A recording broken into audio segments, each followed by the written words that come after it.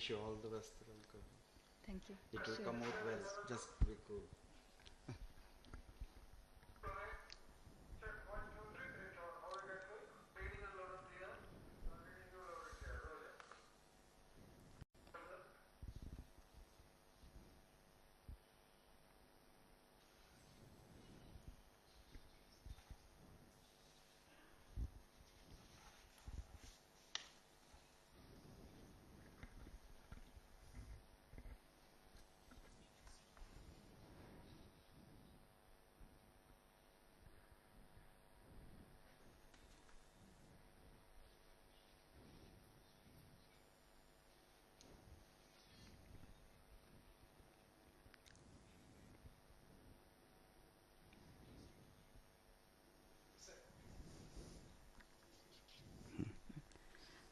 Good morning and welcome to all the viewers in India and abroad who are watching this event live. This telecast comes to you from the Mission Control Center at the Satish Dhawan Space Center, Sriharikota, the Space Port of India. I am Lalitambiga and I have here with me my colleague Dr. Alok Srivastav. We are bringing to you live this launch event. Today we have a very important launch of the Polar Satellite Launch Vehicle, the PSLV C-23, which is the 27th mission of India's workhorse launch vehicle PSLV.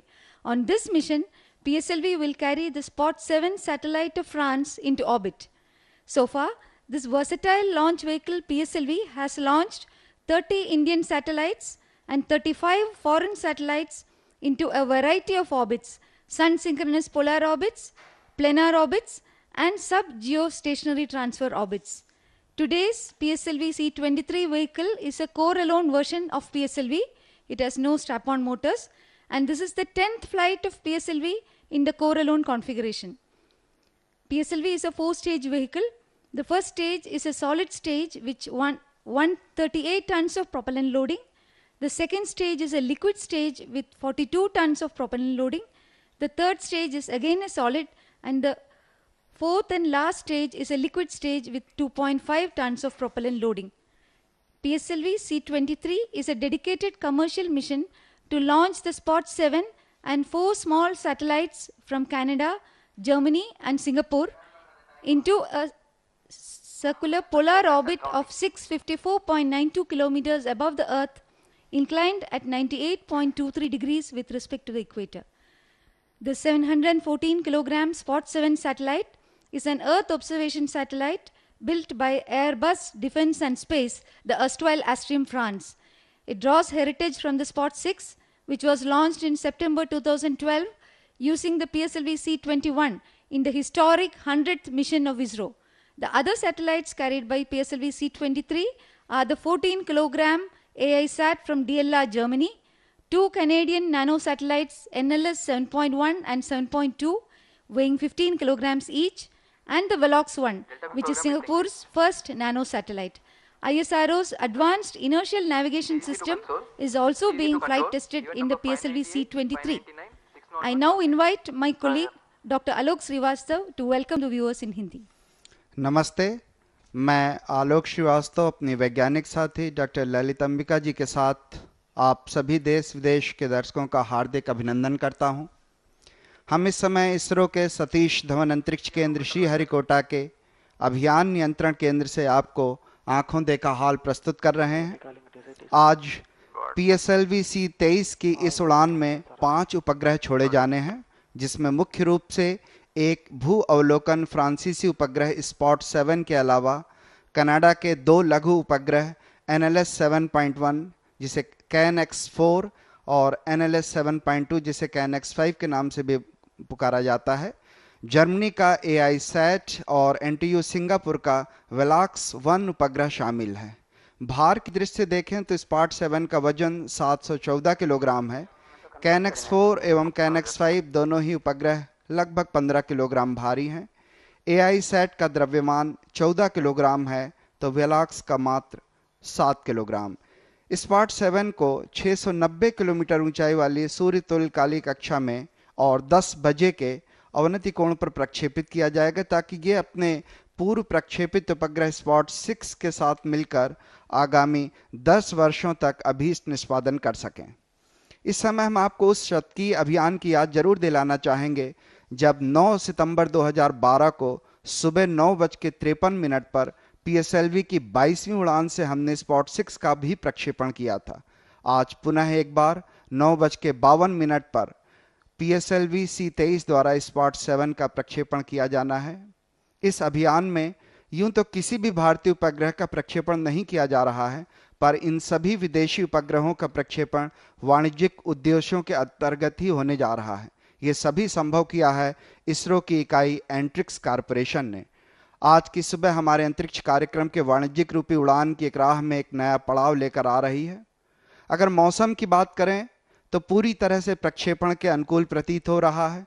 प्रक्षेपण यान उपग्रह एवं भूकेंद्र की तैयारी की समीक्षा के पश्चात प्रक्षेपण प्राधिकरण बोर्ड की अनुमति के साथ ही प्रक्षेपण के लिए लगभग 49 घंटों की उल्टी गिनती 2 दिनों पूर्व 28 जून को प्रातः 8:49 पर शुरू कर दी गई थी। 9:49 पर प्रमोशन विंडो खुल जाएगी। प्रमोशन लगभग 3 मिनट के पश्चात संभावित है। वैसे प्रमोशन समयांतराल कुल 20 मिनट तक खुला हुआ है। इस समय हमारे बीच में जो महानुभाव आज प्रक्षेपण के लिए साक्षी रहेंगे वे हैं सम्मानीय प्रधानमंत्री श्री नरेंद्र मोदी जी, हिज एक्सीलेंसी सम्मानीय श्री ESL नरसिम्हन जी, राज्यपाल आंध्र प्रदेश, सम्मानीय श्री चंद्रबाबू नायडू जी, मुख्यमंत्री आंध्र प्रदेश, सम्मानीय Shri M Venkaiah Naidu ji, honourable minister for urban development, और सम्मानीय Shri doctor Jitendra Singh ji, honourable minister for state government of India. इस समय हम काउंटडाउन से लगभग 30 मिनट पीछे हैं और सभी गतिविधियां सुचारू रूप से जारी हैं।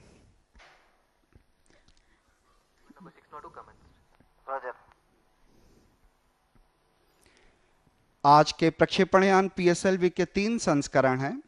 कोर संस्करण, 6 अतिरिक्त स्ट्रैप-ऑन मोटर वाला स्टैंडर्ड संस्करण एवं एक्सेल संस्करण में ये स्ट्रैप-ऑन मोटर स्टैंडर्ड संस्करण की तुलना में थोड़े ज्यादा लंबे होते हैं।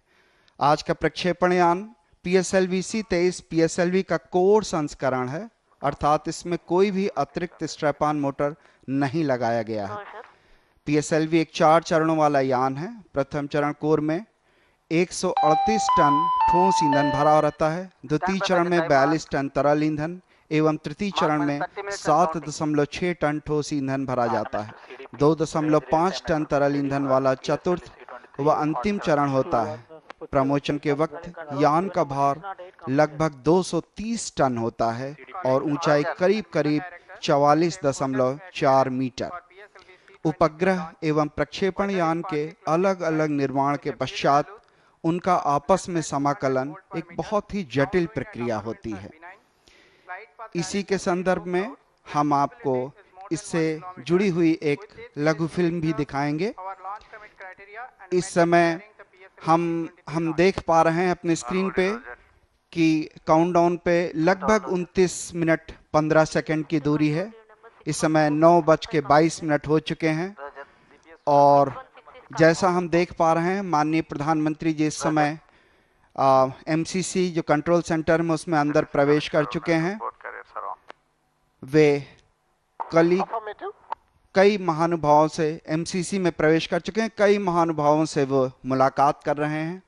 सभी लोग बड़ी बेसब्री से माननीय प्रधानमंत्री जी का स्वागत करते हुए। ये ऐसी घड़ी है जो आपको बड़े लंबे समय तक याद रहेगी, क्योंकि हिम्मत अफजाई के लिए हमारे नेताओं का हमारे साथ होना हमारी हौसला अफजाई ही करता है। साथ ही साथ आप इस समय अपने स्क्रीन पर देख पा रहे होंगे कई वरिष्ठ वैज्ञानिक भी हमारे साथ हैं। इस समय एंट्रिक्स कॉरपोरेशन के कई वैज्ञानिक जिनकी बहुत लंबी मेहनत का यह नतीजा है कि आज स्पॉट 7 और उसके साथ जुड़े 4 छोटे लघु उपग्रह का भी प्रक्षेपण इस समय किया जाना है।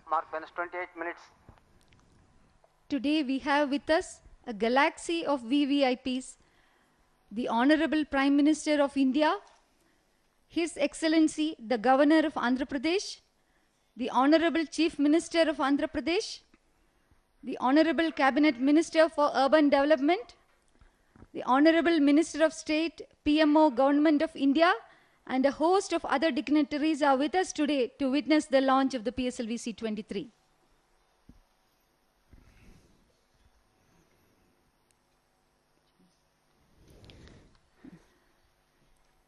जी हाँ, बिल्कुल आपके सामने वैज्ञानिकों के गैलेक्सी, जी हाँ, प्रधानमंत्री जी का प्रवेश, सभी का तालियों से उनका स्वागत। P2 pulsar on.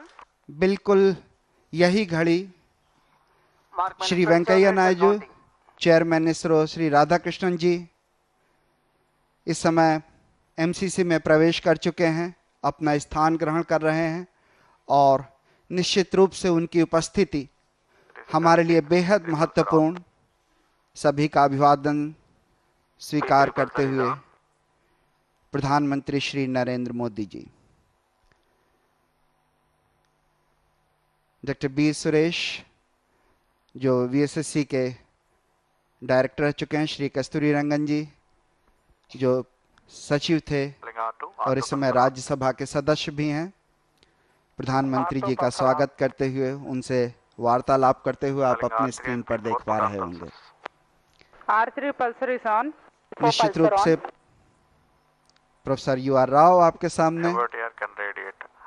जी हाँ, यही वो लोग हैं जिनकी कड़ी मेहनत, लगन और तपस्या से आज इसरो इस मकाम तक पहुंचा कि वो न केवल अपने प्रक्षेपण कर सके, अपने उपग्रहों का निर्माण कर सके, बल्कि विदेशों से भी ऑर्डर लेके एंट्रिक्स कॉरपोरेशन के द्वारा किए गए प्रयासों से विदेशों के भी उपग्रहों का प्रक्षेपण कर सके। जैसा कि मैं आपसे कह रहा था कि उपग्रह में प्रक्षेपण यानी अलग अलग निर्माण के पश्चात उनका आपस में समाकलन एक जटिल प्रक्रिया होती है। अब जो लघु फिल्म हम आपको दिखाने जा रहे हैं वो इसी समाकलन को दर्शाता है। प्रस्तुत है यही लघु film. We have here a brief video capsule showing the PSLV C-23 launch vehicle integration activities. The launch campaign commenced on 12th May 2014 with the movement of the co-bake shroud. The first stage has 5 segments. They are made separately and stacked one over the other as you are watching. Here we see the nozzle end segment being placed on the launch pedestal, followed by the 3 mid segments, which you can see one of them is being very carefully aligned and then slowly mated with the stacked segments.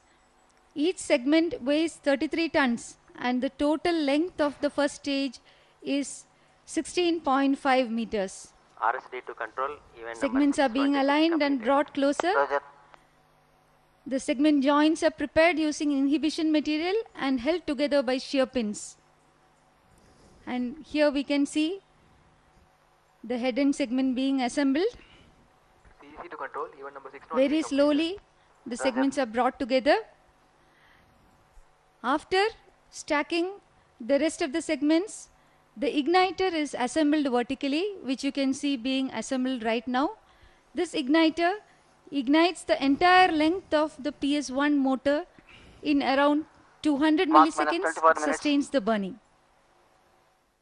यान समाकलन के इस क्षण में आप समूचे द्वितीय चरण को एसपीबी स्टेज प्रिपरेशन बिल्डिंग में परीक्षण से गुजरता हुआ देख पा रहे हैं। यह परीक्षण लगभग 20 दिन चलता है। द्वितीय चरण को नोजल के उचित झुकाव से नियंत्रण किया जाता है ताकि प्रणोद बल को अभीष्ट दिशा में प्राप्त किया जा सके। तत्काल इसे क्षैतिज रूप में ही एमएसटी या मोबाइल सर्विस टावर की ओर ले जाया जाता है और यान के प्रथम चरण के साथ संयोजित कर दिया जाता है। इसे 6 जून 2014 को पूरा कर लिया गया। ये आप देख पा रहे हैं किस तरीके से जो द्वितीय चरण था उसे धीरे धीरे नीचे उतारकर प्रथम चरण के साथ संयोजित किया जाता है। बहुत सतर्कता, बहुत सावधानी बरती जाती है ताकि इन दोनों चरणों के अलाइनमेंट में किसी भी तरह की त्रुटि ना हो। The third stage has a Kevlar epoxy motor.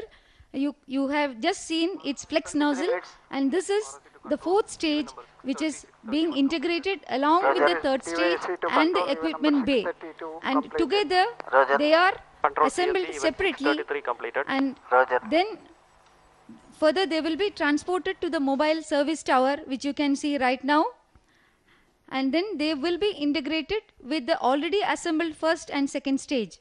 For the PSLV C-23, this assembly was completed on 3rd June 2014. Here you can see the assembly in progress.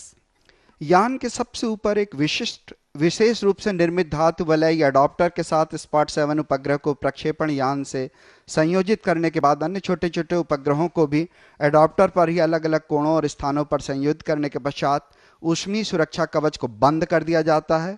उसके बाद यान पूरी तरह से प्रक्षेपण के लिए तैयार। मोबाइल सर्विस टावर को धीरे धीरे पीछे खिसकाया जाता है, जैसे आप स्क्रीन पर देख पा रहे हैं, और उसके बाद ये जो प्रक्षेपण यान है वो बिल्कुल अकेले प्रक्षेपण के लिए तैयार खड़ा।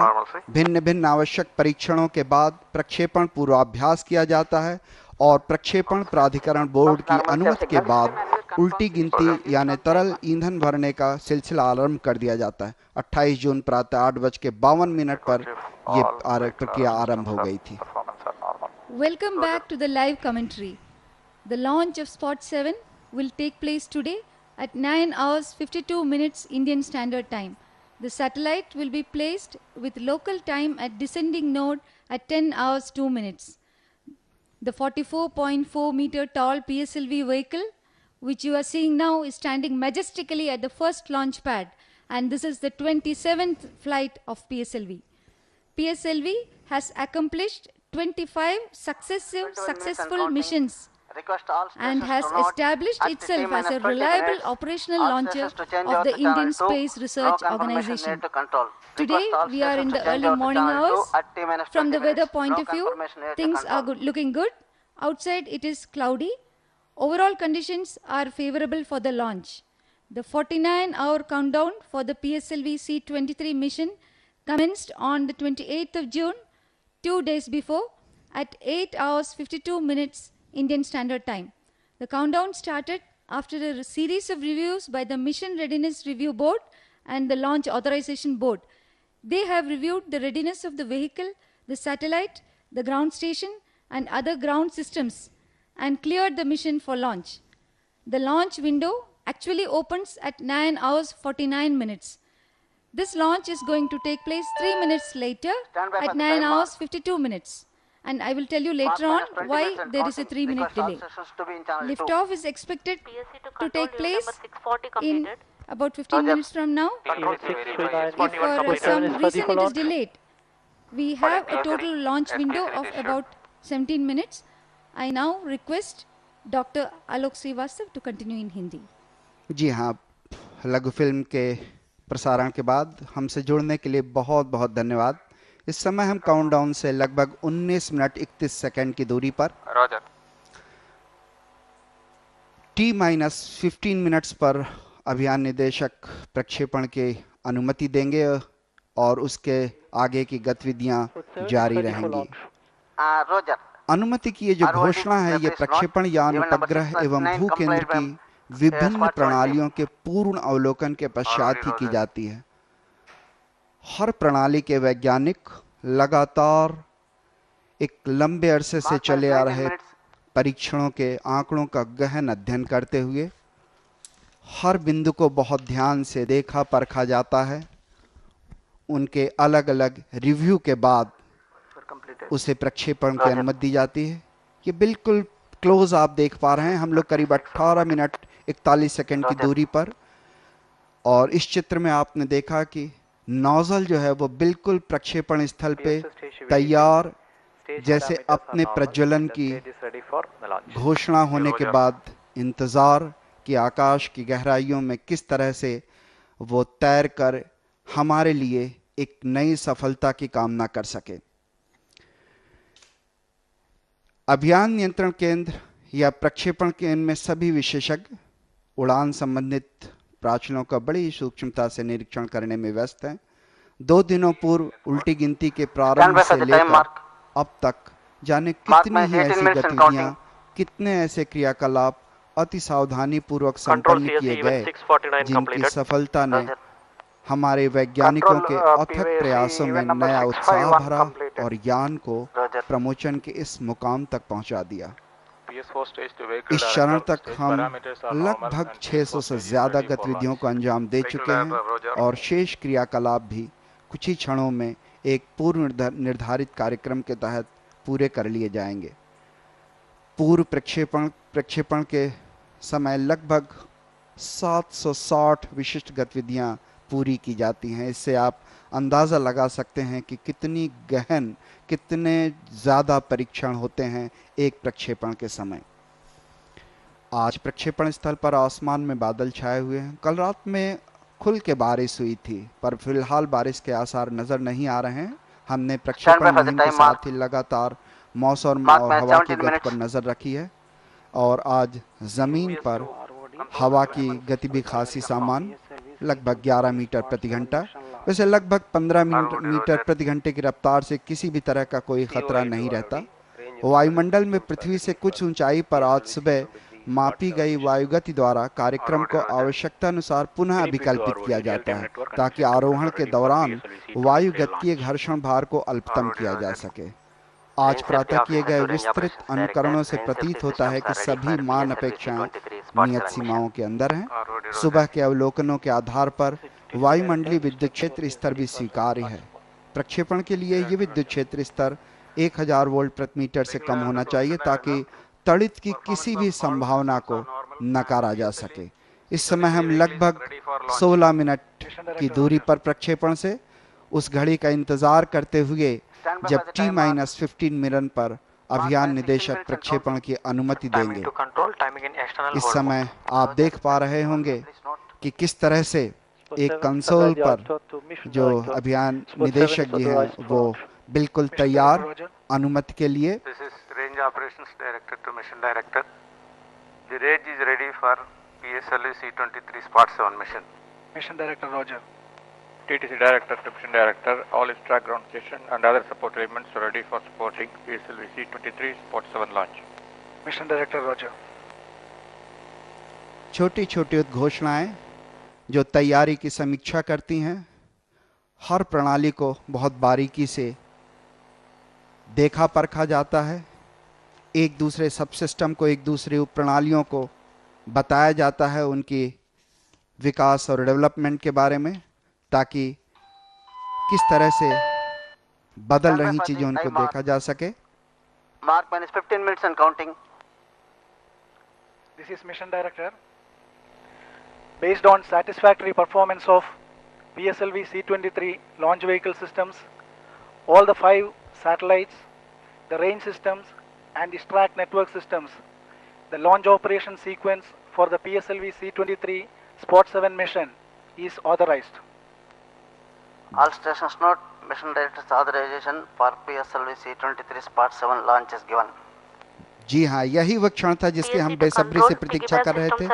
T-15 मिनट पर अभियान निदेशक ने प्रक्षेपण की अनुमति दे दी है और इस तरह से अब आगे की गतिविधियां पूर्व नियोजित रूप से जारी रहेंगी। The countdown is currently at 14 minutes before liftoff. At T-15 minutes, the mission director has given the authorization to proceed with the launch. This authorization is based on the readiness of the various vehicle level systems, satellite, ground stations, which monitor the flight events, and several other ground systems. ठीक 1 minute के बाद अर्थात T-14 minute पर यान निदेशक ने स्वचालित प्रक्षेपण अनुक्रम के आरंभ की उद्घोषणा कर दी है। कुछ ही क्षणों पहले स्वचालित प्रक्षेपण अनुक्रम का यह सिलसिला आरंभ कर दिया गया है। इस समय हम 13 मिनट 37 सेकंड की दूरी पर। इस घटनाक्रम के पश्चात यान एवं उपग्रह से जुड़ी हुई सारी गतिविधियों का नियंत्रण प्रक्षेपण यान से जुड़े कंप्यूटर प्रणाली द्वारा किया जाता है। At exactly 1 minute later, at T-14 minutes, the vehicle director has authorized the initiation of the automatic launch sequence. From this event onwards, the checkout of all the vehicle and satellite related activities will be taken care of by the onboard computer system which resides in the launch vehicle. We are just a few minutes away from the liftoff. All the experts at the Mission Control Center and the Launch Control Center are closely monitoring the vehicle parameters. Over to Alok. जी हाँ, spot अर्थात satellite for observation डेलाटेरी, that is satellite for observation for earth. जी हाँ, यही मतलब है इस उपग्रह श्रृंखला का, जिस समूह में 6 मध्यम से लेकर उच्च विभेदन क्षमता वाले उपग्रह शामिल हैं, जिन्हें फ्रेंच गुयाना और भारत से प्रक्षेपित किया जा चुका है। इसमें से 2 उपग्रह स्पॉट 5 और 6, जिन्हें अब एयरबस डिफेंस एंड स्पेस द्वारा निर्मित और संचालित किया जा रहा है, अभी भी सकुशलता से कार्य निष्पादन कर रहे हैं। एयरबस डिफेंस एंड स्पेस उपग्रह निर्माण के क्षेत्र में विश्व की दूसरी सबसे बड़ी कंपनी है। इसने 3.5 वर्षों के रिकॉर्ड समय में दोनों उपग्रहों की अभिकल्पना और निर्माण का कार्य पूरा किया है। दरअसल इसमें पैनक्रोमेट्रिक और मल्टीस्पेक्ट्रल बैंडों में 822 किलोमीटर की ऊंचाई से प्रतिदिन पृथ्वी के बहुत बड़े भाग के चित्र प्राप्त करना है। और इस प्रक्षेपण के बाद स्पॉट 6 और 7 दोनों मिलकर पहले से भी बेहतर और उच्च विभेदन क्षमता वाले प्रतिदिन लगभग 60 लाख किलोमीटर क्षेत्र के चित्रों का संग्रहण करेंगे, प्रतिबिंबन करेंगे। माने भारत के क्षेत्रफल जो करीब 32,87,590 स्क्वायर किलोमीटर है, उसका दोगुना। तो आप अंदाज लगा सकते हैं कि ये स्पॉट 7 उपग्रह किस तरह से पृथ्वी का प्रतिबिंबन करेगा। स्पॉट 7 उपग्रह के समूह में 6 मीडियम रिजोल्यूशन वाले उपग्रह शामिल हैं, जिन्हें फ्रेंच गुयाना और भारत से प्रक्षेपित किया जा चुका है। 2 उपग्रह स्पॉट 5 और 6, जिन्हें जैसा भी मैंने बताया कि एयरबस डिफेंस ने निर्मित किया था, वो बहुत ही फुर्तीले या दक्ष बनाए गए हैं, बहुत ही एजाइल स्पेसक्राफ्ट प्लेटफॉर्म्स हैं, ताकि न केवल इन्हें आवश्यकता अनुसार 1500 किलोमीटर के दायरे में शीघ्रातिशीघ्र इंगित किया जा सके, बल्कि पृथ्वी के किसी भी एक नियत क्षेत्र पर दैनिक रूप से आ जा सके। और इस तरह इस प्रक्षेपण के बाद स्पॉट 6 और 7 दोनों मिलकर प्रतिदिन लंबा और बड़ा विशाल क्षेत्र पृथ्वी का प्रतिबिंबन करेंगे। From the initiation of the countdown 2 days ago, a series of meticulously orchestrated activities have been completed to get the mission ready for the launch. There are more than 700 specific activities to be successfully completed, and most of these activities have already been completed, and within the next few minutes, as per laid out procedures, we will be ready for the launch. जी हाँ, आप अपने screen पर देख पा रहे हैं बड़े बड़े गर्वित रूप से खड़ा हुआ उपग्रह PSLV हमारी कड़ी मेहनत, हमारे वैज्ञानिकों के सार्थक प्रयासों को आज सफल करने की प्रतीक्षा में। 2002 से सेवाएं दे रहे स्पॉट 5 की तुलना में उच्च वेदन क्षमता वाले स्पॉट 6 या 7 उसी कक्षा में स्थापित प्लीडस 1 व 2 अति उच्च विभेदन वाले उपग्रहों के साथ मिलकर बेहतर सेवाएं लगभग 1.5 मीटर विभेदन वाले उन्नत प्रतिबिंब देने के लिए प्रतिबद्ध हैं। इसके साथ ही University of Toronto Institute of Aerospace Studies के NLS 7.1 और 7.2 2 समरूप उपग्रह हैं। इनकी उड़ान बहुउद्देशीय जुड़वां नैनो उपग्रहों की संरचना का प्रदर्शन है। दोनों उपग्रहों में शीत गैस प्रणोदक और GPS अभिग्राही लगे हुए हैं। निर्माण लागत को कम रखने की दृष्टि से क्यूबसैट के घटकों द्वारा निर्मित automatic information satellite AISAT Germany का लघु उपग्रह है, जिसमें जहाजों पर लगे स्वचालित संचार उपकरणों से हो रहे प्रसारणों को प्राप्त करने हेतु दिशात्मक एरियल लगे हुए हैं। सिंगापुर की नैनयांग टेक्नोलॉजिकल यूनिवर्सिटी NTU का एक लघु उपग्रह वेलॉक्स 1 का मुख्य उद्देश्य विद्यार्थियों को उपग्रह की अभिकल्पना, निर्माण, यान के साथ संयोजन और प्रक्षेपण मुहिम का अनुभव कराना है। इसमें पृथ्वी के प्रतिबिंबन के लिए एक उच्च वेदन कैमरे का समावेश किया गया है। बाद में से NSAT और PSAT उपग्रहों में विभक्त करके संचार प्रयोगों के रूप में आगे बढ़ाने की योजना है। We can see the launch vehicle standing all ready for the launch. The weather here at the launch site is quite favorable. The ground wind speed was quite benign. It was less than 11 meter per second. The allowable limit is 15 meter per second, and hence there is no concern in this regard. The upper altitude winds too are benign.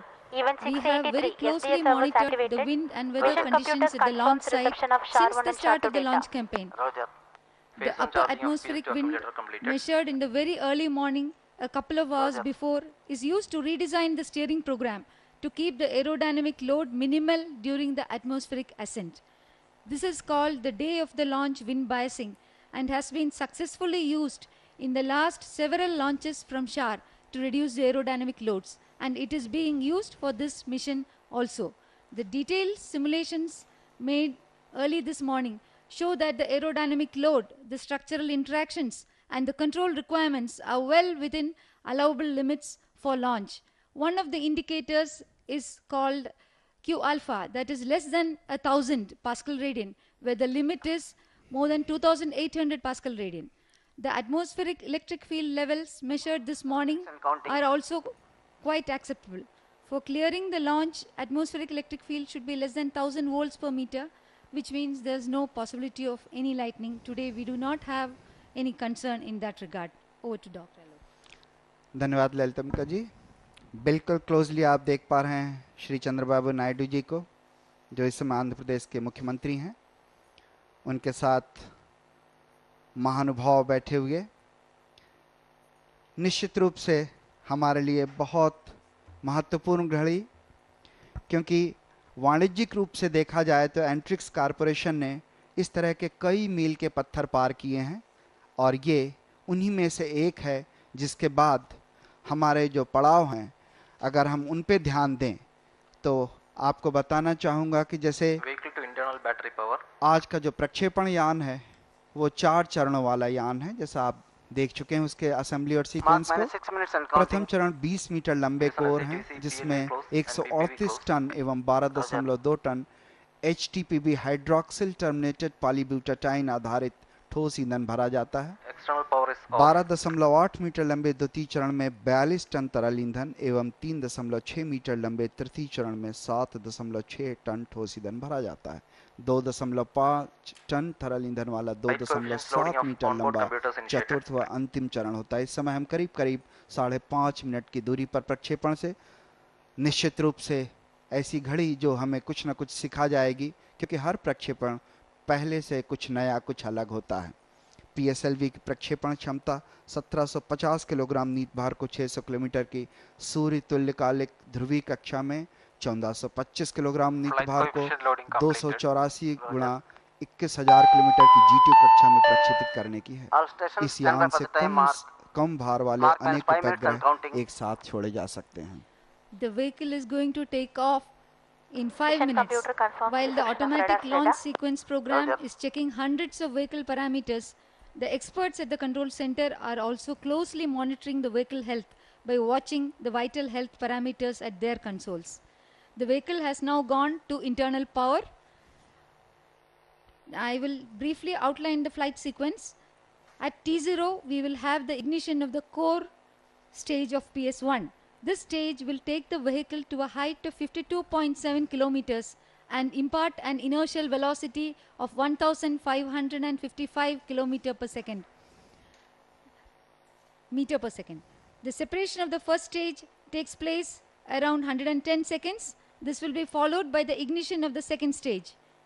The payload fairing separation will take place during the second stage flight at an altitude of approximately 131 kilometers. 4 minutes and counting. And at this time, the velocity would have climbed to 2,257 meter per second. The second stage will take the vehicle to a further altitude of 218 kilometers. The third stage gets ignited 263 seconds after liftoff and burns for 123 seconds. Aero and valve batteries are on. Subsequently, there will be a long coast phase Computers in flight of around 145 seconds decided by the mission requirements. During the coast phase, the rocket motors will be in off condition. SLV-3, ASLV, PSLV और GSLV और आगे चल के GSLV Mark 3 ऐसे कई प्रक्षेपण यान इसरो के अब तक के सतत विकास पथ की कहानी स्वतः बयान करते हैं। PSLV और GSLV भारतीय अंतरिक्ष अनुसंधान संगठन इसरो की 2 परिचालित प्रक्षेपण प्रणालियां हैं। इस समय हम लगभग 2 मिनट 52 सेकंड की दूरी पर। PSLV ने लगातार 26 उड़ानें 25 सफल रहीं। उड़ानें भरकर खुद को इसरो का सबसे सफल एवं कार्यकुशल प्रक्षेपण यान बना लिया है। 1994 में इसके पहले सफल प्रक्षेपण के बाद पीएसएलवी ने कई भारतीय सुदूर संवेदी उपग्रह संचार प्रक्षेपित किए, जिसमें 35 उपग्रह अंतर्राष्ट्रीय उपभोक्ताओं के लिए थे।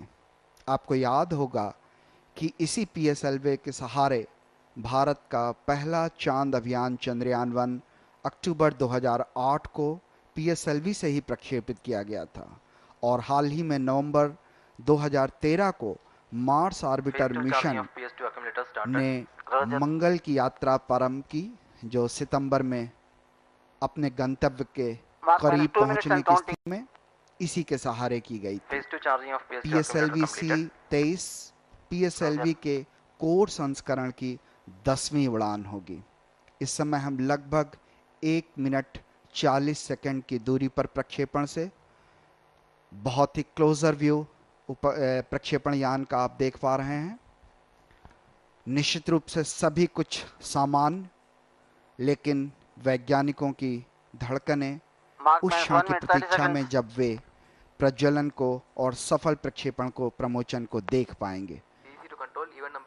भले कितने भी प्रक्षेपण का अनुभव हो, हर प्रक्षेपण के समय हर बिंदु, हर प्राचल, हर पैरामीटर बहुत महत्वपूर्ण होता है। एक छोटी सी तकनीक कोई बड़ी से बड़ी कमियां पैदा कर सकती है, इसलिए किसी भी असावधानी को की कोई गुंजाइश नहीं होती है।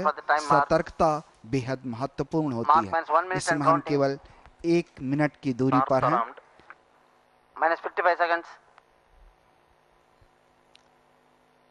हर पैरामीटर इस समय आप देख पा रहे होंगे 50 सेकंड की दूरी पर। एक ओर स्वचालित प्रक्षेपण अनुक्रम सैकड़ों यान प्राचलों का निरीक्षण कर रहा है, तो दूसरी ओर अभियान तथा प्रक्षेपण नियंत्रण केंद्रों में अनेक विशेषज्ञ उड़ान संबंधित विभिन्न अवलोकन आंकड़ों का गहन अध्ययन करने में व्यस्त हैं। प्रक्षेपण पूर्व की बढ़ती हुई धड़कनों को आइए हमारे साथ आप भी गिनिए, क्योंकि हर प्रमोशन कुछ न कुछ नया सिखाता है और सही मायनों में अंतरिक्ष विज्ञान और उससे भी रॉकेट साइंस की यही तो चुनौतियां हैं। केवल 20 सेकंड दूर। अब मैं खामोश, आप काउंटडाउन सुनिए। 15 seconds. PS1 ignition authorized. 10, 9, 8, 7, 6, 5, 4, 3, 2, 1, 0, +1, +2, +3, +4, +5, +6, +7, lift off successful की घोषणा। सफल प्रज्वलन और गमन पथ पर सफलता की इबारत, कड़ी मेहनत व अनवरत परिश्रम की नई कहानी देख पा रहे होंगे। बादलों के बीच हमारा पीएसएलवी बिल्कुल अपने पथ पर अग्रसर, जैसे जानता हो कि उसे किस राह निकलना है। पीएसएलवी C-23 का राष्ट्र के नाम एक और संदेश कि मैं गहन अंतरिक्ष की गहराइयों में गोता लगाकर फिर कोई सफलता का सितारा तुम्हें सौंप दूंगा। सफल ज्वलन के पश्चात आकाश की गहराइयों में लगातार हमसे दूर जाता पीएसएलवी C-23 आपके स्क्रीन पर। पीएसएलवी जिसने न जाने कितनी बार ऐसे हमें अंतरिक्ष के रास्ते, कभी पृथ्वी की निचली सूर्य तुल्यकालिक कक्षा में पहुंचाए, तो कभी 35,786 किलोमीटर ऊंचाई वाली भूतकालिक कक्षा में, हम कभी चंद्रमा के आसपास तक पहुंचे, अब रক্তিम ग्रह मंगल की राह पर। We have had a beautiful liftoff. The mission control center is still reverberating with the sound of the rockets. We can see the we can see the trajectory it is being followed. Already the vehicle has reached an altitude of 25 kilometers and has a relative velocity of 981 meter per second. And we have crossed the transonic as well as the high dynamic pressure regime of the atmosphere. जी हाँ, इस समय आप अपने screen पर range versus altitude और ground देख पा रहे होंगे। हम लगभग 24 या 26.9 किलोमीटर की क्रॉस कर चुके हैं। 110 सेकंड का प्रक्षेपण समय व्यतीत कर चुके हैं। PS1 को अलग कर दिया गया है और इस तरीके से सफल प्रथम चरण की घोषणा और PS2 ignition start. PS1 has separated and the PS2 engine has started. And we can see on the second screen the flight events being displayed. The third screen is showing the range versus altitude and the ground trace of the vehicle. The fourth screen, which is visible here, shows the velocity, the altitude, the azimuth, and all the other important flight parameters.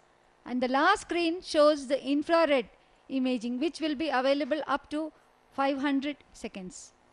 जी हाँ, यूँ तो rocket हमें visual नहीं हो रहा है, लेकिन उससे भेजे गए जो पैरामीटर्स हैं वो हम तक बाकायदा प्राप्त हो रहे हैं।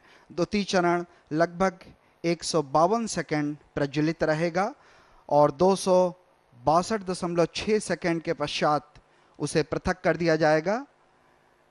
ठोस कोर चरण जमीन पर ही प्रज्वलित हो जाती है। प्रथम चरण यान को करीब 53 किलोमीटर की ऊंचाई पर 1.6 किलोमीटर प्रति सेकंड का वेग प्रदान करते हुए 110.6 सेकंड के बाद पृथक हो गया था।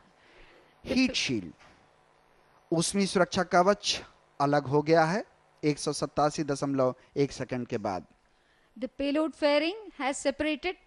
This is meant to protect the vehicle, the payload, and it gets separated at an altitude of 131 kilometer. The closed loop guidance has been initiated, which will automatically ensure that the vehicle follows the optimal trajectory. जी हाँ, बिल्कुल अनुमानित पथ और अवलोकित पथ दोनों बिल्कुल एक दूसरे को फॉलो करते हुए ऊष्मीय सुरक्षा का बेहद महत्वपूर्ण होता है। वायुगत के घर्षण से उपग्रह को बचाने के लिए और यान को एरोडायनामिक फ्रिक्शन से बचाने के लिए बेहद आवश्यक होता है। और हम इस समय द्वितीय चरण के सेपरेशन के बिल्कुल नज़दीक 262.6 सेकंड के करीब ये अलगाव होना है। इस समय हम करीब 260 किलोमीटर की रेंज क्रॉस कर चुके हैं और बिल्कुल नज़दीक जब द्वितीय चरण अलग होगा और तृतीय चरण प्रज्वलित हो जाएगा, आप अपने स्क्रीन पर यही घोषणा का इंतजार। PS2 जो है वो सेपरेट हो चुका है और PS3 जो है तृतीय चरण वो प्रज्वलित हो गया है। The third stage has ignited, and this is a solid stage, and it will continue to burn for about 120 seconds, and during which it will take the vehicle to a much higher altitude and velocity. And at the end of the third stage, we will be having a coast phase, and we can see that the flight parameters are all exactly following the nominal profile. The ground trace is also as per the nominal profile, and we have now some more time to wait till the PS3 separates. सभी चेहरों पर खुशी का माहौल। दोनों चरण प्रथम और द्वितीय चरण सफलतापूर्वक अपना निष्पादन दे चुके हैं। 320 सेकंड का समय लगभग व्यतीत करके हम 4.158 किलोमीटर प्रति सेकंड की वेलोसिटी प्राप्त कर चुके हैं। 515 किलोमीटर पर आस और 305 किलोमीटर की ऊंचाई प्राप्त करते हुए ये यान अपने अनुमानित पथ पर लगातार अग्रसर होता होगा। अगर हम वेग की बात करें तो निश्चित रूप से लगातार इसमें बढ़ोतरी हो रही है और यही अनुमानित भी है, यही अभीष्ट निष्पादन प्राप्त करना भी है इस यान से। अगर हम इस कार्य को ध्यान से देखें तो हम बिल्कुल जैसा अनुमानित है उसी पथ पर यान को आगे जाता देख पा रहे हैं। वेग 5.3 किलोमीटर प्रति सेकंड और समय 370 सेकंड का व्यतीत होते हुए 521.2 सेकंड के बाद तृतीय चरण जो है वो पृथक हो जाएगा, लेकिन इसके पहले 140 सेकंड जैसा ललितम्बिका मैडम जी बता रही थी कि कोस्टिंग का जो वो पीरियड है वो यहीं से प्रारंभ होता है, माने इसके दहन के इतने पश्चात। तो ये जो टर्निंग आप देख रहे हैं यहाँ के बाद कोस्टिंग प्रारंभ हो जाती है। The vehicle has started its coast phase, and one of the important aspects of the launch clearance procedure is the space object proximity analysis. So since we have some time, I will just explain what it means. An analysis is done to assess the collision risk between the already existing space objects as against the upper stage of the launch vehicle and the satellite once it reaches the orbit. And such potential collisions during the mission are avoided by adjusting the time of launch within the specified launch window. This analysis is carried out as a standard practice for all the launches from Sriharikota, and there is no concern for this mission since the launch time has been delayed by 3 minutes to avoid the potential collisions. जी हाँ, तृतीय चरण promotion के 263.4 second के बाद प्रज्वलित हुआ और परंतु तृतीय चरण के पृथक्करण के समय यान 536 किलोमीटर की ऊंचाई तक पहुंच जाता है। PS3 पृथक्करण पर यान के जड़त्वीय वेग का मान करीब 5.3446 किलोमीटर प्रति सेकंड होता है। इस चरण का प्रज्वलन काल लगभग 257.8 सेकंड का है। तृतीय चरण के ज्वलन के पश्चात और अंतिम चतुर्थ चरण के प्रज्वलन के पूर्व +8 minutes. काफी समय निशक्ति समय जिसे कोस्टिंग पीरियड कहा जाता है लगभग 140 सेकंड का होता है। Coasting phase is normal. ये बहुत महत्वपूर्ण होता है क्योंकि इसमें जो गतिज ऊर्जा और स्थैतिक ऊर्जा है उसके प्रॉपर ट्रेड ऑफ या समावेश के द्वारा उचित पैरामीटर्स प्राचल प्राप्त किए जाते हैं। उड़ान अनुक्रमण का निर्धारण प्राथमिक रूप से अभियान आवश्यकताओं पर निर्भर करता है ताकि लक्ष्य की स्थिति को इष्टतम रूप से प्राप्त किया जा सके। उड़ान के इस निशक्ति समय के दौरान रॉकेट मोटरों को बंद कर दिया जाता है तथा निशक्ति समय के अंतिम क्षणों में चतुर्थ चरण को निर्धारित समय के बाद प्रज्वलित कर दिया जाता है। ये बहुत महत्वपूर्ण होता है और इसलिए इसी चरण की सबको बहुत प्रतीक्षा PS3 होती है। separated. तृतीय चरण अलग हो चुका है सफलतापूर्वक निष्पादन करके 526.3 सेकंड के पश्चात इस समय वेलोसिटी जो है वेग है 5.6 किलोमीटर प्रति सेकंड पहुंचता हुआ और रेंज 1536 किलोमीटर की और लगभग 563.8 किलोमीटर की ऊंचाई प्राप्त की जा चुकी है। The third stage has now separated. The relative velocity is now 5.4 kilometers per second, and we have covered a range of 1,619 kilometers at an PS4 altitude of performance 576 kilometers. PSLV employs various different kinds of separation systems. Soon, the PS4 engine has already started, and we will have a long duration burn of the PS4 liquid engine. चतुर्थ चरण लगभग 505.5 second तक प्रज्वलित रहेगा। बहुत ही महत्वपूर्ण चरण और इसमें सबसे महत्वपूर्ण चीज होती है वेलोसिटी या वेग का मान प्राप्त करना। इनफैक्ट एक और बात जो प्रमोशन के होने या न होने से जुड़ी है वो है अंतरिक्ष वस्तु निकटता विश्लेषण। इस विश्लेषण का आधार है संघट्ट या टकराहट का खतरा। कक्षा में पहुंचने के बाद किसी भी पूर्व विद्यमान वस्तु से यान के अंतिम चरण या उपग्रह से टकराने की संभावना का अनुमान लगाना इस विश्लेषण का मुख्य उद्देश्य है। Normal. ऐसे किसी भी संभावित टकराहट से बचने के लिए प्रमोशन समय को उपलब्ध प्रमोशन विंडो में उचित रूप से समायोजित कर लिया जाता है। शार में किए गए पिछले कई प्रक्षेपणों में अंतरिक्ष वस्तु निकटता विश्लेषण करना एक प्रमाणित तरीका है। पिछले कुछ प्रक्षेपणों में इसी अध्ययन के आधार पर प्रमोशन समय में 1 से 2 मिनट की देरी की गई थी। जैसे आपको याद होगा C19 में लगभग 1 मिनट और C21 में लगभग 2 मिनट की देरी हुई थी। इस प्रक्षेपण में 3 मिनट की देरी प्रस्तावित की गई थी जो इनकॉर्पोरेट कर ली गई, समावेश कर लिया गया इसका, जिसका आधार 2011 में हुए अमेरिका के इरिडियम और रूस के उपग्रह कॉस्मोस 2251 वैज्ञानिकों का मानना है कि इनके 15 से 20 सेंटीमीटर आकार के टुकड़ों की बेहद तीव्र गति से रॉकेट के अनुमानित पथ पर आ जाने से यान और उपग्रह को क्षति पहुंच सकती है। इसीलिए ये 3 मिनट की देरी की गई है। इस समय हम लगभग 11 मिनट 20 सेकंड व्यतीत करके 5.795 किलोमीटर प्रति सेकंड की रफ्तार गति वेग प्राप्त कर चुके हैं। रेंज 2290 किलोमीटर का और 643 किलोमीटर ऊंचाई। We are now at 698 seconds into the launch. The relative velocity is 5.8 kilometers per second, and we have covered a range of 2,380 kilometers at an altitude of 648 kilometers. The real-time networks of SHAR cater to the range safety, the mission control center, and the specialist display systems, and the range safety officer closely watches the trajectory all throughout.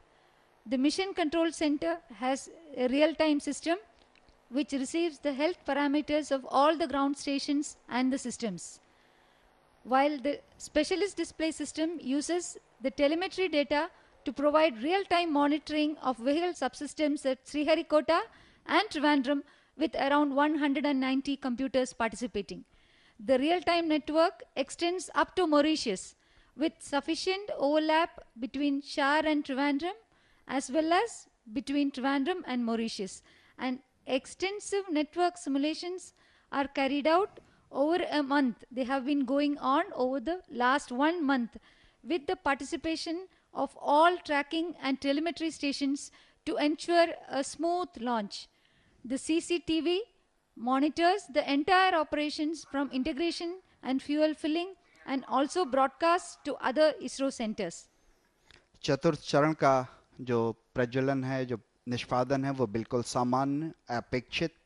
इस समय करीब करीब हम 800 second का समय व्यतीत करते हुए, और स्पॉट 7 जब कट ऑफ होगा उस समय जो टाइम है वो 17 मिनट बीत चुका होगा और 660 किलोमीटर एल्टीट्यूड प्राप्त करके 7.52 किलोमीटर प्रति सेकंड की रफ्तार या वेग प्राप्त किया जा चुका होगा। बहुचरण आधारित यान के विभिन्न चरणों को उनके उपयोग हो जाने के बाद मुख्य यान से अलग कर दिया जाता है। इस पृथक्करण के लिए आवश्यक है कि वो सुरक्षित और संघट मुक्त हो। ये पृथक्करण घटनाएं अभियान के लिए बेहद नाजुक होती हैं, इसलिए इनकी अभिकल्पना पर सबसे ज़्यादा ध्यान देकर इन्हें साफ सुथरा, संतुलित व सख्त बनाया जाता है। PSLV C-23 में ऐसी कुल 5 पृथक्करण घटनाएं हैं। अभीष्ट कक्षा में पहुंचने के बाद स्पॉट 7, AISAT, NLS 1 and 2 एवं वेलॉक्स 1 उपग्रह यान के अंतिम चतुर्थ चरण से अलग हो जाएंगे। ये पृथक्करण प्रमोचन लान के लगभग 1073.7 सेकंड के पश्चात करीब करीब 660 किलोमीटर की ऊंचाई पर होगा। हम इस समय 860 सेकंड का समय व्यतीत कर चुके हैं। We are currently at 865 seconds into the launch. The fourth stage cutoff is expected around 1040 seconds into the launch at an altitude of 659 kilometers and the inertial velocity of 7,521 meter per second. As of now, we have reached a velocity of 6.7 kilometers per second and we have covered a range of 3,500 kilometers and we have already reached an altitude of 664 kilometers. जी हाँ, चतुर्थ चरण के सामान्य निष्पादन की घोषणा हुई। हम करीब करीब 900 सेकंड का समय व्यतीत करके 100 सेकंड आगामी समय की प्रतीक्षा में, जब 1036.7 सेकंड के पास चतुर्थ चरण का इंजन बंद कर दिया जाएगा और उसके केवल 37 सेकंड के बाद स्पॉट 7 का पृथक्करण होगा। प्रथम चरण को फ्लेक्सिबल लीनियर स्टेप चार्ज एवं 8 रेट्रो रॉकेट्स पद्धति द्वारा 2 हिस्सों में बने ऊष्मा सुरक्षा कवच के दोनों भाग लीनियर बेलो सिस्टम एक्सप्लोजिव कार्ड द्वारा अलग किए जाते हैं। मरमर बैंड बोल्ट कटर पृथक्करण प्रणाली का उपयोग कर द्वितीय को तथा तृतीय चरण को अलग करने के लिए बॉल रिलीज प्रणाली का प्रयोग किया जाता है। पायरो थ्रस्टर सेपरेशन रिंग को आवश्यक घूर्णन प्रदान करते हैं। उपग्रह को अंतिम चरण से पृथक करने के लिए पुनः एक बार मरमर बैंड प्रणाली का उपयोग किया जाता है। पृथक्करण के लिए आवश्यक बल कैनिस्टर में लगे 8 स्प्रिंग थ्रस्टर की सहायता से प्रदान किया जाता है। हम बिल्कुल नज़दीक पहुंचते हुए जहां पे चतुर्थ चरण के मोटर को बंद कर दिया जाएगा और इसके केवल 37, फिर 40, फिर 30, फिर 30 और 25 सेकंड्स के पश्चात लगातार स्पॉट 7, AISAT, NLS 7.1, 7.2 और वेलॉक्स 1 उपग्रहों को पृथक किया जाएगा। तो ये वो घड़ी बिल्कुल समीप पहुंचते हुए निश्चित रूप से उपग्रह जो सिस्टम्स हैं उनके वैज्ञानिक यहाँ पे हमारे साथ इसी घड़ी की प्रतीक्षा में, जब यान को उनके उपग्रह से अलग कर दिया जाएगा। We are waiting expectantly for the Spot 7 satellite separation. There are different kinds of separation systems employed in PSLV. The first stage separates using a flexible linear shape charge and 8 retro rockets which impart the separation velocity, while the heat shield halves are separated by linear bellow system explosive cord. Merman band bolt cutter separation mechanism is used for the second to third PS4 stage thrust separation, cutoff. while the PS3 PS4 separation Injection uses a conditions ball are release achieved. type mechanism. जी हाँ, The- बिल्कुल। अभी कुछ ही क्षणों में ललितम्बिका जी अभी PS4 shut off की घोषणा कर दी गई है और 1033 सेकंड में ये काम पूरा किया गया। 7.6 किलोमीटर प्रति सेकंड की वेलोसिटी वेग प्राप्त कर लिया गया है और करीब 4,500 किलोमीटर का रेंज प्राप्त कर लिया गया है। बहुप्रतीक्षित घड़ी की प्रतीक्षा, जब स्पॉट 7 को पृथक कर दिया जाएगा। Part 7 is separated and Yes, placed in the Spot orbit. 7 has been successfully separated and the MCC has erupted in a round of applause. जी हाँ, तालियों के गड़गड़ाहट से आप जान गए होंगे कि स्पॉट 7 उपग्रह को विलगित कर दिया गया है, पृथक कर दिया गया है और कुछ ही क्षणों में लगभग 40 सेकंड के बाद AISAT उपग्रह भी यान से अलग कर दिया जाएगा।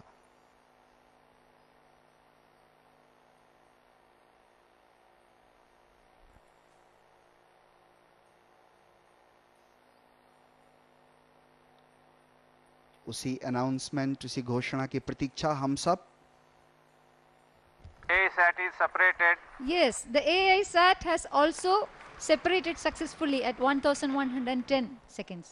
1110 सेकंड पे AISAT के पृथक्करण के बाद सभी वैज्ञानिक खुशी में, और केवल 30 सेकंड और फिर 30 सेकंड के बाद NLS 7.1 और 7.2 का जो सेपरेशन है, पृथक्करण है, वो किया जाएगा। फिर से एक बार मैं खामोश और आप सुनिए उस घोषणा को। Plus 19 minutes. Confirms presence NLS of 7.1 is 7.7 separated. signal. NLS 7.1 has now been separated at 1141 seconds. तो आप देख पा रहे होंगे कि किस तरह से हमारे विश्वास को एक नई दिशा मिलती हुई, बिल्कुल जैसा अनुमानित था उसी प्रतीक्षा में, उसी तरह से NLS 7.1 और NLS 7.2 जो है उसे सेपरेशन की प्रतीक्षा। NLS 7.2 is separated. जी हाँ, 1171.4 सेकंड पे NLS 7.2 को भी सेपरेट कर दिया गया, पृथक कर दिया, और केवल अब 25 सेकंड के बाद अंतिम उपग्रह वेलॉक्स 1 के पृथक्करण की घोषणा होनी है। Both the NLS 7.1 and 7.2 satellites have been separated and we are eagerly awaiting the separation of the Velox 1. और ये सफल भी हुआ। 1195.1 सेकंड के बाद पांचों उपग्रह जैसा अनुमानित था उसी उम्मीद में Thank you all. अंतरिक्ष कॉरपोरेशन इसरो की ही वाणिज्यिक इकाई है जो राष्ट्रीय व अंतर्राष्ट्रीय स्तर पर प्रक्षेपण को किसी भी संभावना को तलाश कर उसे अंजाम तक पहुंचाने में महत्वपूर्ण भूमिका निभाती है।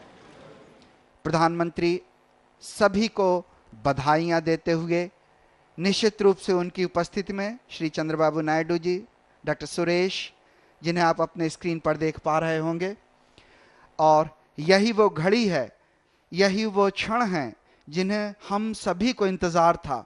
सारे वैज्ञानिक जो विभिन्न उपग्रहों से जुड़े हुए हैं आपस में एक दूसरे को बधाइयां देते हुए और भारतीय वैज्ञानिक PSLV C-23 के सफल प्रक्षेपण पर बधाइयां देते हुए, निश्चित रूप से आइए हम आपको उन क्षणों तक ले चलते हैं जब MCC के मुख्य नियंत्रण केंद्र में से आप चेयरमैन और उसके बाद वो घोषणा करेंगे प्रधानमंत्री जी किस तरह हमारे सफल प्रक्षेपण पे उनके अनुभव रहे। आइए सीधे हम आपको लिए चलते हैं MCC के नजदीक। धन्यवाद।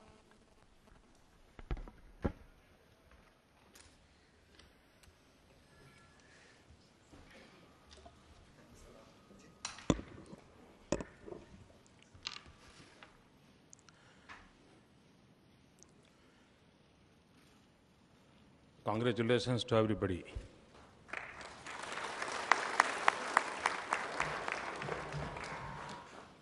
Sri Narasimhan ji, Governor Sri Chandrababu Naidu Garu, Chief Minister,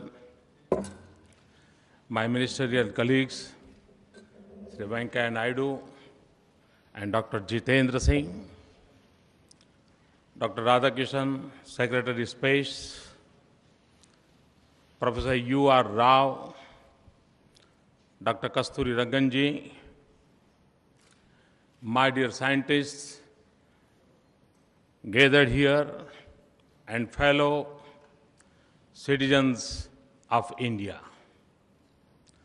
My congratulations to our brilliant space scientists and the Department of Space for yet another successful launch of the Polar satellite.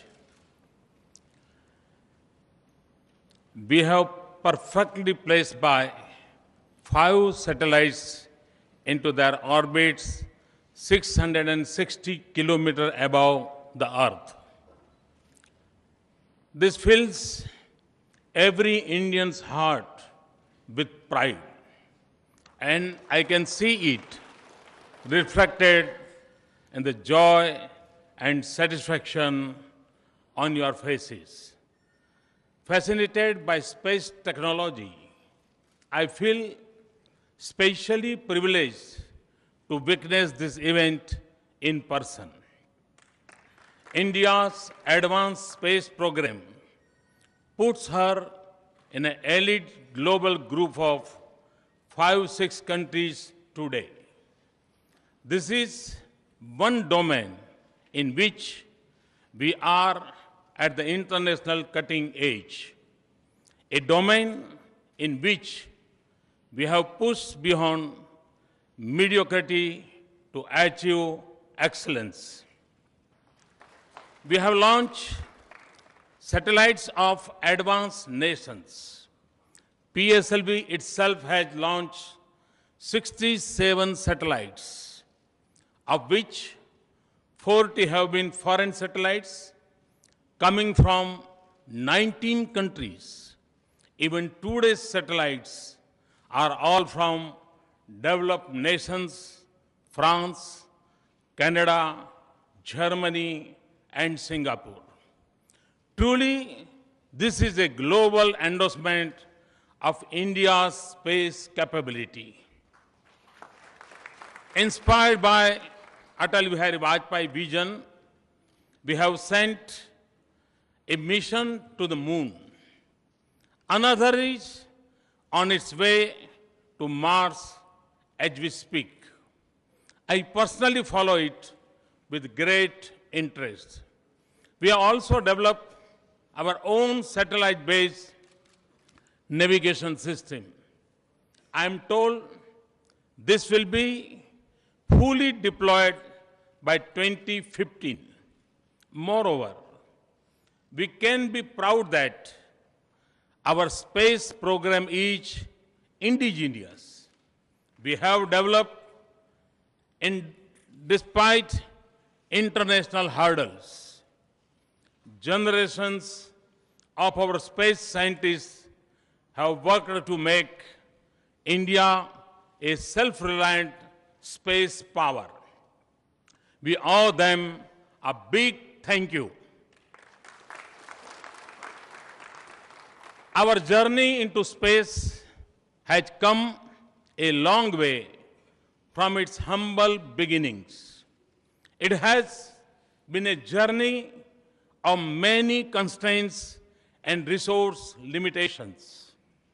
I've seen photographs of a rocket cones being transported on bicycle. And मैं जब वो photo देखी तो मुझे बड़ा आश्चर्य हुआ था कि साइकिल के ऊपर हमारे रॉकेट के पीसीस को ले जाया जाता था. वो भी एक दिन थे.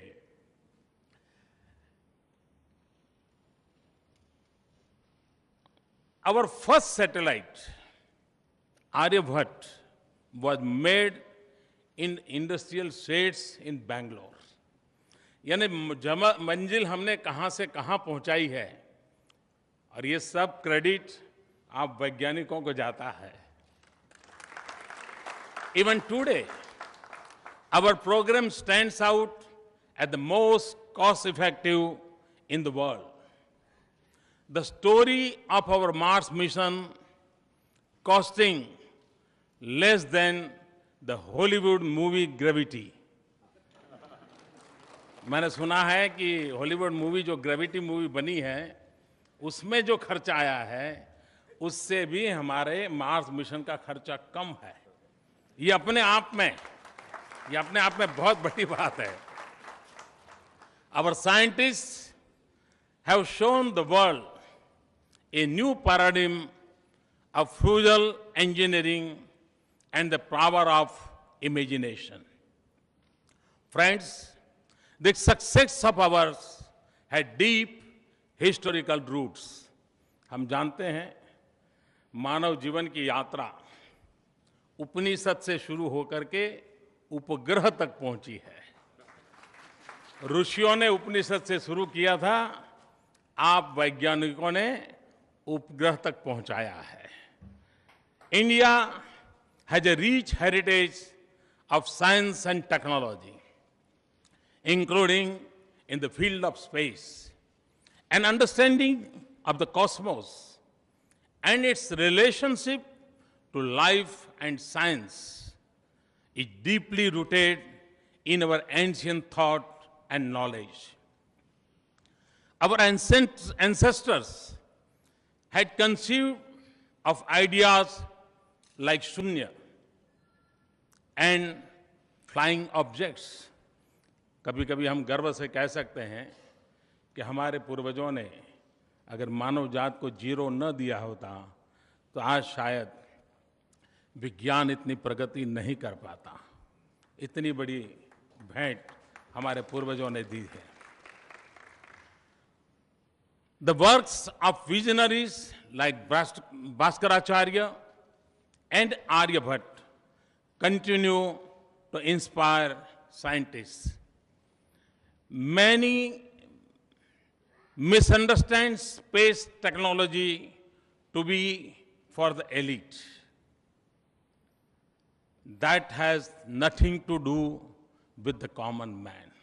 और मैं मानता हूं ये सबसे बड़ी गलती इस परसेप्शन से है। हमारी पहली जिम्मेवारी है कि इस परसेप्शन को खत्म किया जाए कि वैज्ञानिक सिद्धियां अल्टीमेटली सामान्य मानवी की जिंदगी के बदलाव के लिए है। और जब तक हम ये नहीं करेंगे, कभी कभी शरीर के कोई पुर्जे पर पीड़ा नहीं होती, तब तक हमें उसका मूल्य समझ नहीं आता। यूं शरीर चलता रहता है, लेकिन एकाध जगह पर कुछ गड़बड़ हो जाए फिर पता चलता इतना महत्वपूर्ण था क्या बॉडी पार्ट। वैसे इस पूरे ब्रह्मांड में, इस पूरी विकास यात्रा में स्पेस साइंस का कितना महत्व है, ये मानव जात को समझाना, उसको अनुभव कराना, ये समय की मांग है। और मैं सभी वैज्ञानिकों को विश्वास दिलाता हूं कि आपने लेबोरेटरी में बैठ करके जो साधना की है, ये साधना करोड़ों करोड़ों लोगों की जिंदगी को बदलने की ताकत रखती है।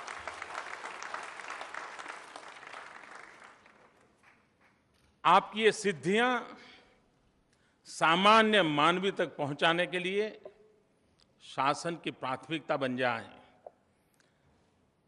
गवर्नमेंट के सारी डिपार्टमेंट सेंसिटाइज हो जाएं, तो देखते ही देखती है दूर सुदूर जंगलों में भी क्वालिटी ऑफ लाइफ का हम एहसास कर सकते हैं। और मैं आपको विश्वास दिलाता हूं कि आप वैज्ञानिकों के द्वारा की गई ये तपस्या कभी बेकार नहीं जाएगी, मानव जात के कल्याण के लिए काम आएगी।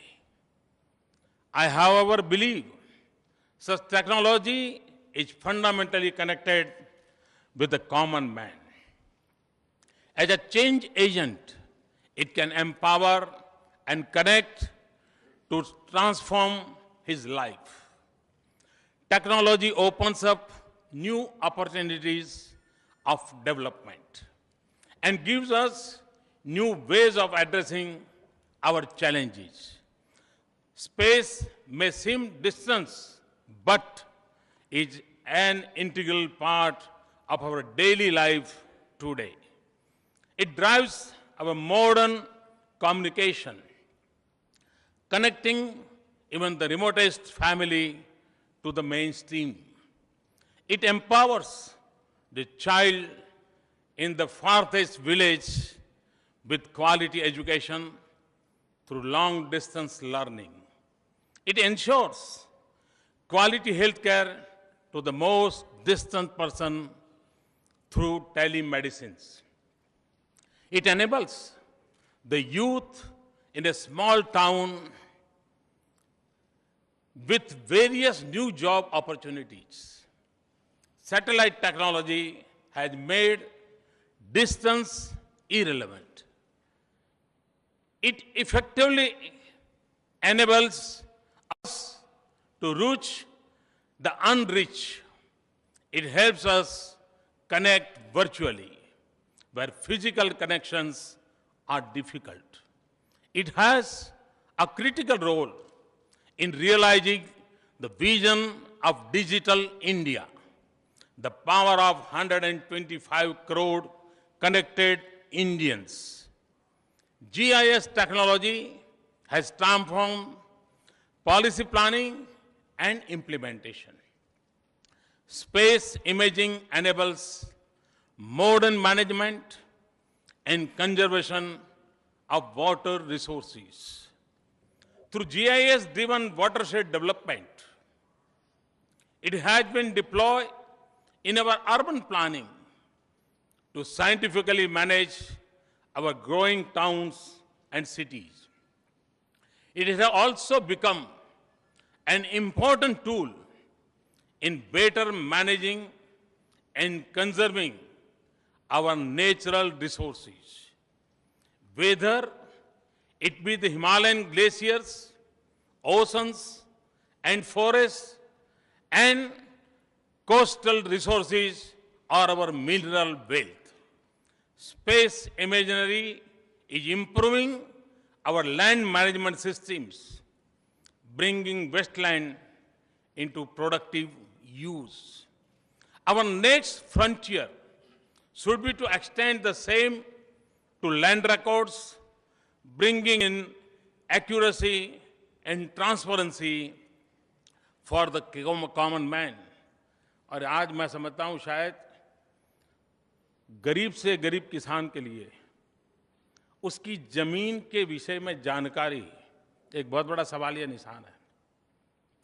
ऐसा कह सकते हैं कि टोडरमल के जमाने में लैंड रिकॉर्ड पर काम हुआ था और शायद उसके बाद नहीं हो पाया। कानून कहता है हर 30 साल में एक बार लैंड रिकॉर्ड को रिव्यू करना चाहिए, नया रिकॉर्ड तैयार करना चाहिए। लेकिन शायद आप वैज्ञानिकों के इस परिश्रम का परिणाम है कि जो काम टोडरमल ने शुरू किया था वो बहुत अधिक वैज्ञानिक आधार पर अब आपके इस रिसर्च के माध्यम से होगा, ऐसा मेरा पूरा विश्वास है। Space technology has also evolved into an invaluable asset in disaster management. Satellite communication channels often end up being the only mode of communication. Accurate, advanced warning and tracking of cycle failure saved countless lives recently. We must, as a nation, fully harness this expertise in space technology in our developmental process for social change, economic development, and resource conservation. The possibilities are limitless, the benefits enormous. I urge the Department of Space to proactively engage with all stakeholders to maximize the use of space science in governance and development. Deepening of state involvement will be critical for the same. Friends, India is rooted in our age-old ethos of Vasudhaiv Kutumbakam, of the whole world being one family. India's space program is thus driven by a vision of service to humanity, not by desire of power. For us, it is an important instrument of our human progress. We must therefore share the fruits of our technological advancement with those who do not enjoy the same, the developing world and our neighbors in particular. We already share disaster management data with over 30 countries. We provide benefits of telemedicine to Afghanistan and African countries. But we must do more. Ye dil maange more. Today, I ask our space community to take up the challenge of developing a SARC satellite that we can dedicate to our neighborhood as a gift from India. A satellite that provides a full range of applications and services to all our neighbors. और मैं मानता हूं कि SAARC देशों की गरीबी के खिलाफ जो लड़ाई है, अशिक्षा के खिलाफ जो लड़ाई है, अंधश्रद्धा के खिलाफ जो लड़ाई है, वैज्ञानिक क्षेत्र में आगे बढ़ने का जो चुनौती है, सार्क देशों के नौजवानों को अपॉर्चुनिटी प्रदान करने की संभावनाएं पड़ी हैं। इसके लिए हमारा ये सार्क सैटेलाइट का सपना इन हमारे सभी पड़ोसी देशों के कल्याण में काम आएगा और इसलिए मैंने आप सामने प्रस्ताव रखा है कि हम एक सार्क सैटेलाइट लॉन्च करके हमारे सार्क देशों को एक अनमोल नजराना पेश करें ताकि उनके कल्याण में हम भी भागीदार बने। I also ask you to enlarge the footprints of our satellite-based navigation system to cover all of South Asia. Friends, continued progress in space must remain a national mission. We must keep enhancing our space capabilities. We must develop more advanced satellites with higher computing, imaging, and transmitting power. We must expand our satellite footprints in terms of frequency and quality. We must also strengthen our international partnership in all areas of space technology. India has the potential to be the launch service provider of the world. We must work towards this goal. Construct the required new launch infrastructure and extend our launching capabilities to heavier satellites. Development of human resources will be critical for our future success. I was very pleased to meet our young scientists here. I admire their work and their achievements. Let us link up with more universities and colleges to develop our future leaders in this area. मैं कल से आपके बीच में हूं।